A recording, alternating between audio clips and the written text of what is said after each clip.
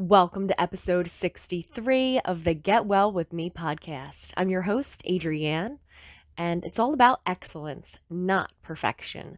We are harnessing the power of our subconscious mind to lean into a lifestyle that is a bit more healthy, a bit more positive than where we've been in the past. We're definitely not comparing ourselves to anyone else, perhaps only to ourselves and who we are today, who we were yesterday, and just striving to be a little bit better all the time. So if that resonates with you, you are home. You are in the right place. And today we are going to talk about a huge wellness topic. It might be the foundation of all wellness topics because without this, we cannot function. It's sleep. Sleep is so important and it's so often neglected. When I hear people talk about sleep, I hear a lot of excuses that they can't sleep. Many times they label themselves as an insomniac. It's a very dangerous label. If you believe that you are an insomniac, then you are definitely going to have trouble sleeping. So if you know a young person, I caution you, never tell them, "Oh, you're suffering from insomnia. You must be an insomniac." Once we have that label, once we have any label that merges with our identity, it becomes extremely difficult to overcome. So if you do currently consider yourself an insomniac, certainly I am not a medical doctor. I'm not diagnosing you or undiagnosing you. Um, I'm just bringing into your awareness that believing that about yourself can be extremely harmful. So it's okay to acknowledge I've had difficulty sleeping. I didn't sleep well last night. But certainly we don't want to categorize tonight, like, I know I'm not going to sleep good tonight. Well, for one, you can decide that ahead of time. Otherwise, there's just no way to know that.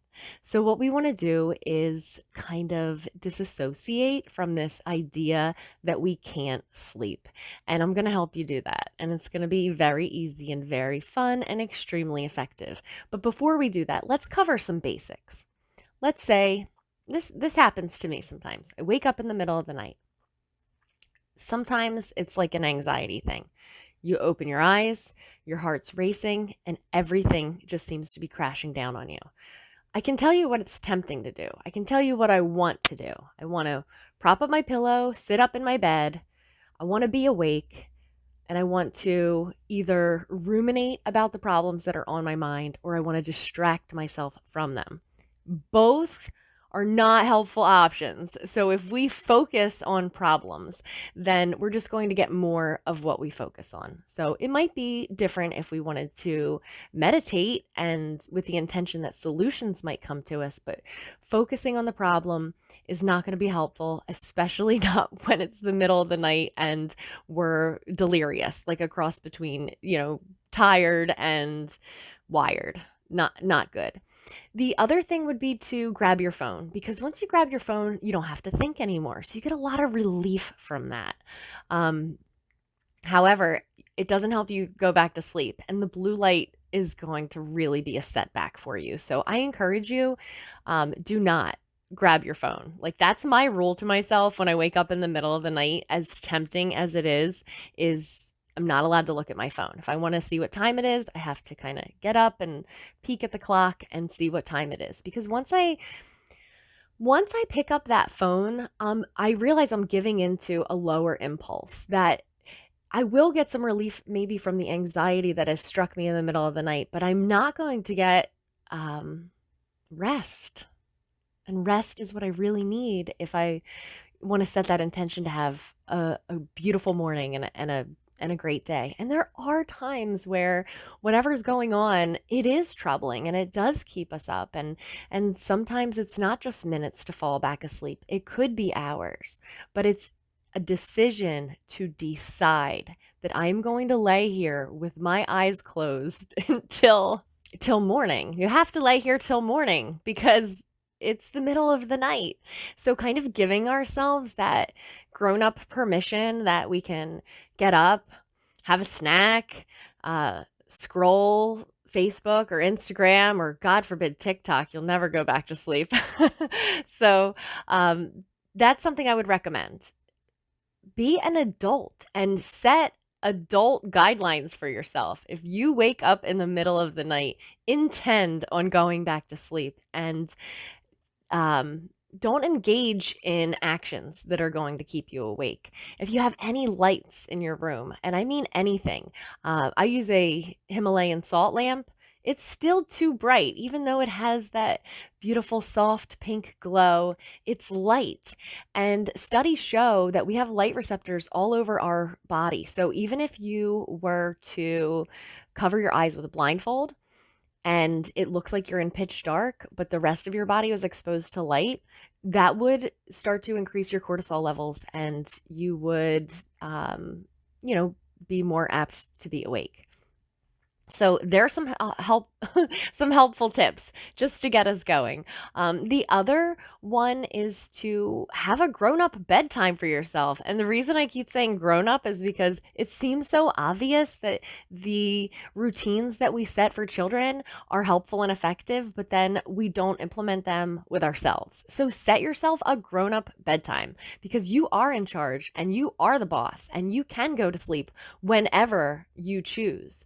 I encourage you to choose a time that is going to give you adequate rest. If you know that if you are that person that says it takes me forever to fall asleep, well, I encourage you to then go to bed early. Go to bed early, because if it takes you a long time to fall asleep, maybe you need to start early. Another great tip for deep sleep is to use hypnosis at bedtime. This is another one that I use for myself, especially if I feel distracted and I'm thinking about thoughts that are not helpful for sleeping. Like, let's say I was just watching something on television and it was concerning or upsetting or violent. We don't want to go to sleep with those thoughts in our mind. We want to absolutely wash our mind clear, just like we take a shower when we wake up in the morning or before we go to bed. We want to wash away the day, and a hypnosis recording has to be the easiest way ever to do it. You just pop on your headphones or your earbuds, and that's it. You don't have to do anything. I always say that about hypnosis. You don't have to do anything. You just suddenly find yourself experiencing relaxation and visualizing helpful images and hearing helpful words. And next thing you know, it's morning. So I invite you to tune into some of my recordings, or there's lots of good ones out there. Um, Joseph uh, Joseph Clough, I think. I always say it wrong. Joseph Clough has some great ones.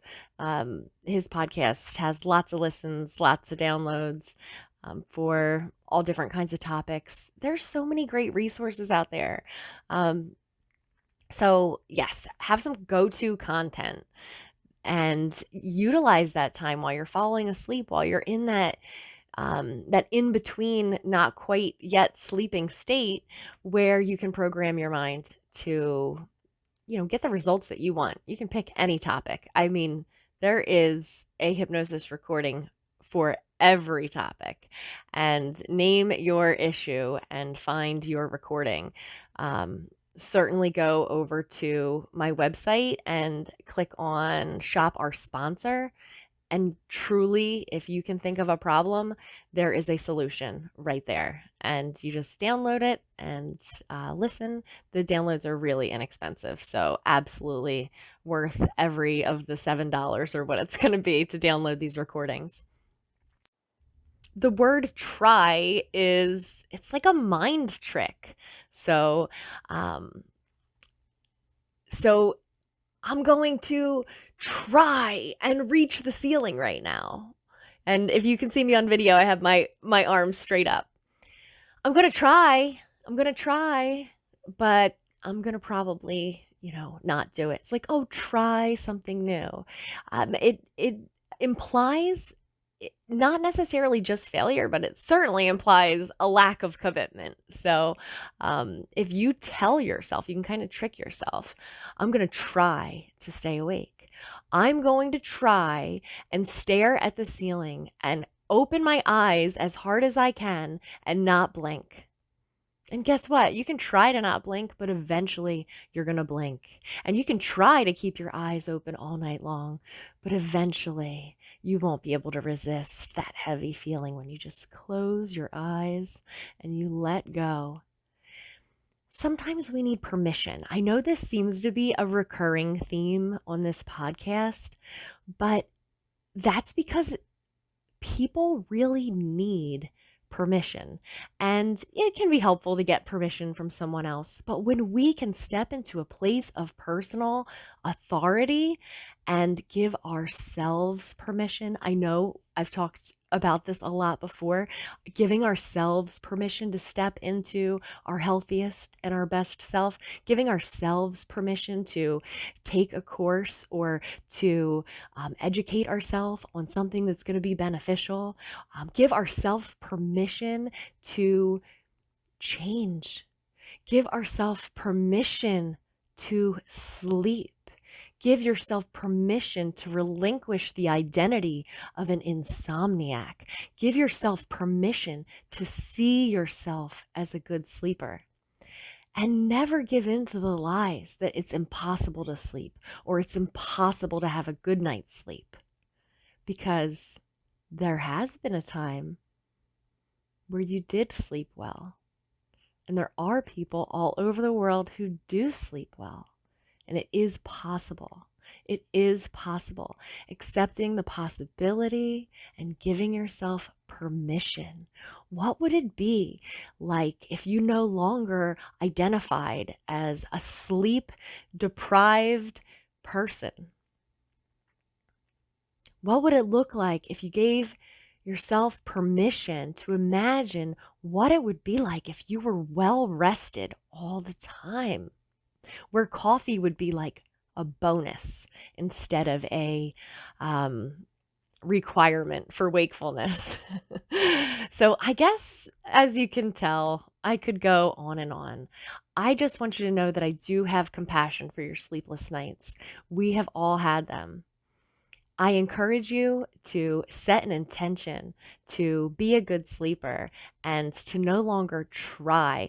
Do not even say it. Don't let me catch you saying, I'm going to try to go to bed earlier. I'm going to try to get a good sleep tonight. I'm going to try to sleep through the night, because we know that that implies a lack of commitment and potentially failure. So how about this? Try to resist sleeping well tonight. I hope that this was helpful. I absolutely love you guys. And if you need one-to-one support, I am here for you. Just send me an email, age, A-G-E, at adriannehart.com, and we can set up a personalized session. I have a more intensive package that I usually do with clients. It's $400 and there's a little bit more to it. But if you wanted to just do like a one-to-one, like we're doing right now, if you're watching me on video, right? It'll be me sitting here in my office with my headset on, looking right into your eyes, where you can tell me what's on your mind. Maybe you need to unburden yourself and tell me what has been preventing you from having a good night's sleep, or what those thoughts are that wake you up in the middle of the night.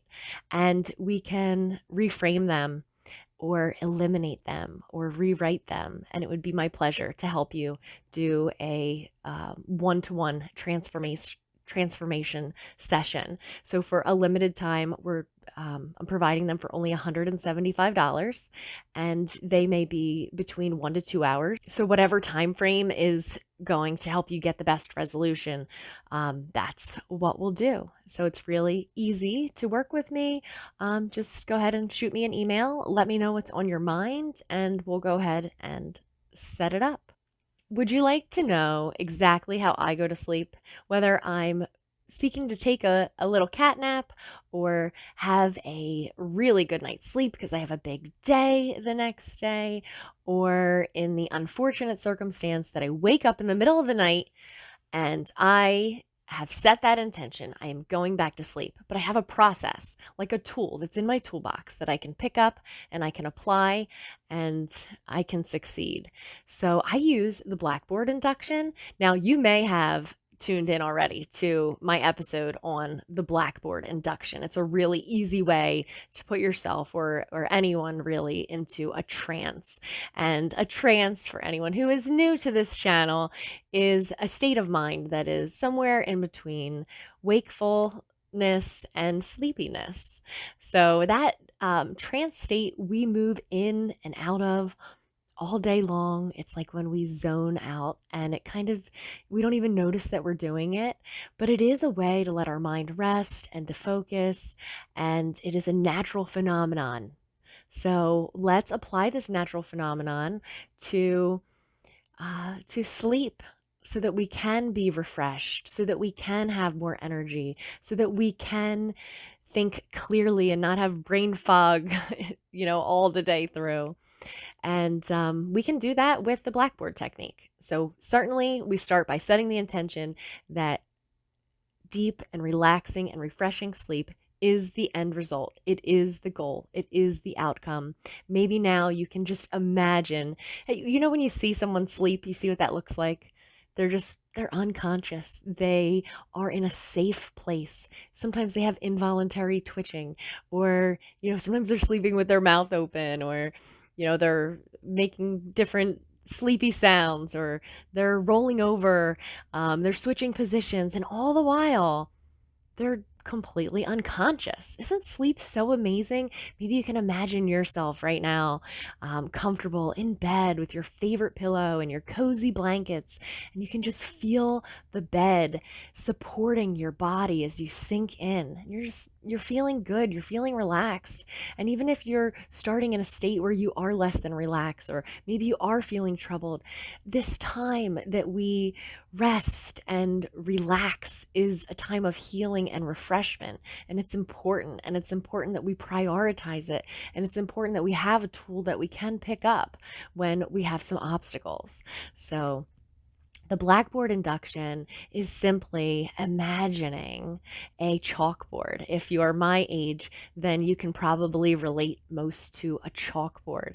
You can imagine the smell of the chalk and the dust and the erasers, and maybe your chalkboard, maybe it wasn't black, maybe it was green. I feel like a lot of my chalkboards I grew up with in elementary school were green. Or maybe you're a little younger and you don't even know what a blackboard is. So you can relate more to a dry erase board, and the smell of the markers, or the squeakiness that they make when they touch the whiteboard, and how effortlessly they erase away, and those thoughts that are impressed so deeply in our mind. It's just so easy to imagine because we spend so many hours in front of a chalkboard. And then we can imagine either a series of letters or numbers going down in reverse order. So if you've listened to the blackboard induction recording on a previous podcast that I've done, you'll know that we went from 10 down to 1, and that we imagined ourselves writing each number on the blackboard and then gently erasing it away and going deeper each time. So in the past, I've done this with numbers because I thought it was easier, maybe a little easier for anyone, just obviously to count back from 10 to 1 rather than to recite the alphabet backwards. But for myself, I use the alphabet, and it works. I feel like if I do it now, I'm going to probably fall asleep right here on camera, but I am going to do it because it works so well. So we're going to experience this together right now. We'll do a practice run, and when we're complete, you will have a tool in your toolbox where you can pick it up whenever you need it to go back to sleep in the middle of the night, or simply to induce a gentle hypnotic rest. Things are crazy. The world is so overwhelming right now that it's stressful to even glance at the TV or our phone.